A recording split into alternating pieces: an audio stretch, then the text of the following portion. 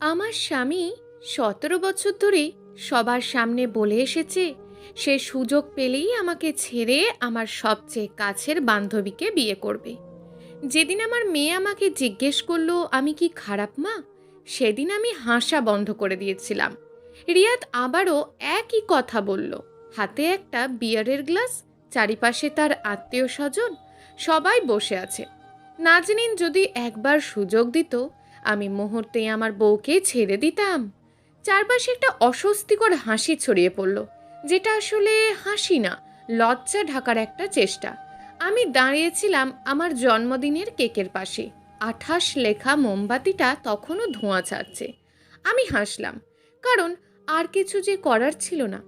নাজনীন, আমার শৈশবের বন্ধু, হঠাৎ গম্ভীর হয়ে গেল। এইসব বন্ধ করো রিয়াদ, এটা মোটেও মজার না। কিন্তু সে আরও জোরে হেসে উঠল। আরে, এত সিরিয়াস হওয়ার কি আছে, এটা তো জাস্ট মজা। মজা, এই একটা শব্দই ছিল তার ঢাল। ঈদের দিনেও সে বলতো মজা, বাড়ির আড্ডাতেও বলতো মজা, নাজিনিনকে জড়িয়ে ধরতো ভুল করে, সেটাও মজা। আমার মেয়ে আকিকার দিনও সে গ্লাস তুলে বলেছিল, দেখি পরের জীবনে নাজনিনকে পাই কিনা, কারণ এই জীবনে আমার বউটা একটু বেশিই সেন্সিটিভ। আমি ঠান্ডা খাবারের সাথে নিজের কান্না গিলে ফেলেছিলাম। নাজনীন সবসময় আমার হয়ে দাঁড়াতো। তোমার স্ত্রীকে সম্মান করো রিয়াদ। উফ, তুমি এত বোরিং কেন, সে বলতো।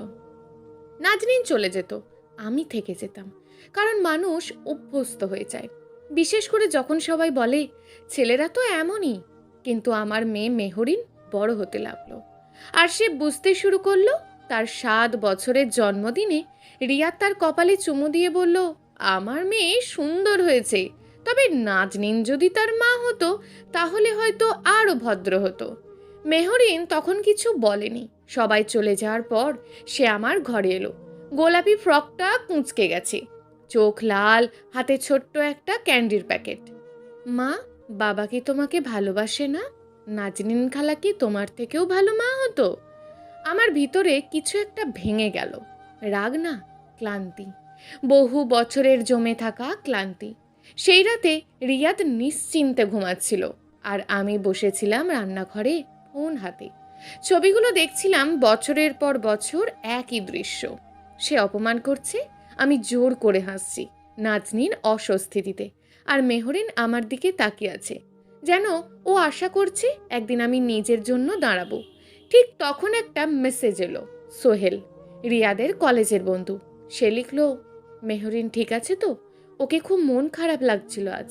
আমি উত্তর দিলাম, না, কিন্তু ঠিক হয়ে যাবে। সেই মুহূর্তে আমি বুঝলাম চুপ থাকাটাও একটা শিক্ষা দেয়, আর আমি চাইনি আমার মেয়ে শিখুক অপমান সহ্য করাটাই স্বাভাবিক। আমি চিৎকার করিনি, কাঁদিনি, আমি বদলাতে শুরু করলাম। পরের পারিবারিক ডিনারে রিয়াজ যখন আমাকে নিয়ে হাসাহাসি করছিল, এই দেখো আবার গাড়ি চালাতে ভয় পাচ্ছে, আমি সোহেলের দিকে তাকিয়ে বললাম, মজার ব্যাপার, সোহেল কাউকে অপমান করে নিজেকে বড় মনে করে না। চারপাশে নীরবতা নেমে এলো। রিয়াদ হাসলো, কিন্তু সেটা আগের মতন ছিল না। সেই রাত থেকে প্রতিবার সে আমাকে খোঁচা দিলে আমিও জবাব দিতাম। সে যদি বলতো নাজনীন ভালো রান্না করে, আমি বলতাম সোহেল অন্তত তার স্ত্রীকে একা রান্নাঘরে ফেলে রাখে না। সে যদি বলতো নাজনীন দেখতে কম বয়সী, আমি বলতাম সোহেল সম্মানের সাথে বয়স বাড়াচ্ছে।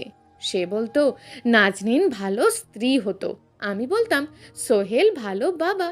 ধীরে ধীরে তার হাসি থেমে গেল। শেষ ঘটনা ঘটল তার 45তম জন্মদিনে। বাড়ি ভর্তি মানুষ, গান বাজছে, বারবিকিউ চলছে। রিয়াদ গ্লাস তুলে বলল, আমার স্ত্রীকে ধন্যবাদ, যদিও সে নাজনীন না, তবুও চেষ্টা করে। মাত্র দুজন হাসলো, বাকিরা চুপ। মেহরিন আমার দিকে তাকালো, তার চোখে অনুরোধ, মা এবার বলো। আমি দাঁড়ালাম।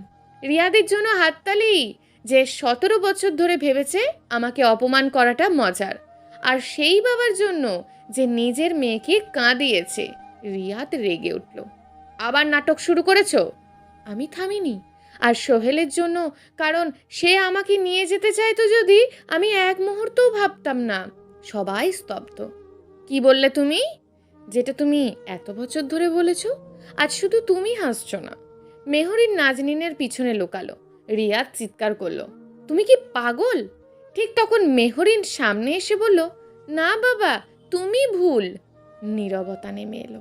আমি ভিতরে গেলাম, একটা সুটকেস নিয়ে বের হলাম। আজ তুমি এই বাড়ি ছেড়ে চলে যাবে? আমি কোথায় যাব? নাজনীনের কাছে যাও, তুমি তো সবসময় চাইতে। নাজনীন ঠান্ডা গলায় বলল, আমি কখনোই তোমাকে চাইনি। রিয়া দরজার দিকে এগোলো। ঠিক তখন তার ফোনে মেসেজ এলো, স্ক্রিন জ্বলল, সবাই দেখলো সোহেলের মেসেজ। সব শেষ, ও এখনো কিছু জানে না। গল্পটি শেষ হয়নি তখনও, কিন্তু সেদিন আমি আর আমার মেয়ে দুজনেই শিখেছিলাম ভালোবাসা মানে চুপ করে সহ্য করা না, ভালোবাসা মানে নিজেকে সম্মান করা। ঘরের ভিতর বাতাসটা হঠাৎ ভারী হয়ে গেল। রিয়াদের হাতে ফোনটা কাঁপছে। তার চোখে প্রথমবারের মতন সেই আত্মবিশ্বাসটা নেই যেটা দিয়ে সে এত বছর আমাকে ছোট করেছে। এই মেসেজটা কি? আমি ধীরে জিজ্ঞেস করলাম। সে দ্রুত স্ক্রিন লক করতে গেল। আমি বললাম, লোকানোর দরকার নেই, আজ সবাই দেখুক। চারপাশে সবাই নিস্তব্ধ। সোহেল তখন দরজার পাশে দাঁড়িয়ে, তার মুখে অদ্ভুত একটা চাপা টান। আমি ফোনটা রিয়াদের হাত থেকে নিয়ে স্ক্রিন খুললাম। আরেকটা মেসেজ, আজকেই বলার কথা ছিল, কিন্তু তুমি আবার সব নষ্ট করে ফেললে। আমার বুক ধক করে উঠল। কি জানি না আমি। আমি এবার সরাসরি সোহেলের দিকে তাকালাম। কয়েক সেকেন্ড নীরবতা। তারপর সোহেল ধীরে এগিয়ে এলো। তোমার জানা উচিত ছিল অনেক আগেই। রিয়া চিৎকার করে উঠল, চুপ করো, একদম চুপ। সোহেল এবার থামেনি। 17 বছর ধরে তুমি যেটাকে মজা বলেছ, সেটা মজা ছিল না। আমার শরীর ঠান্ডা হয়ে গেল। মানে? সোহেল গভীর শ্বাস নিল। রিয়াদ নাজনীনকে শুধু পছন্দ করতো না, সে তাকে প্রপোজ করেছিল। চারপাশে ফিসফাস শুরু। নাজনীন চোখ বন্ধ করে দাঁড়িয়ে। বিয়ের আগেই? আমি জিজ্ঞেস করলাম। না। সোহেল বলল, বিয়ের পর। মাথার ভিতর যেন শব্দ থেমে গেল। আরও খারাপ কিছু আছে? সোহেল বলল। আমি তাকিয়ে আছি। ও শুধু প্রপোজ করেনি, ও চেষ্টা করেছিল তোমাকে ডিভোর্স দিয়ে নাজনীনকে বিয়ে করতে। নাজনীন এবার কথা বলল। আমি না করে দিই বারবার। তার গলা কাঁপছে।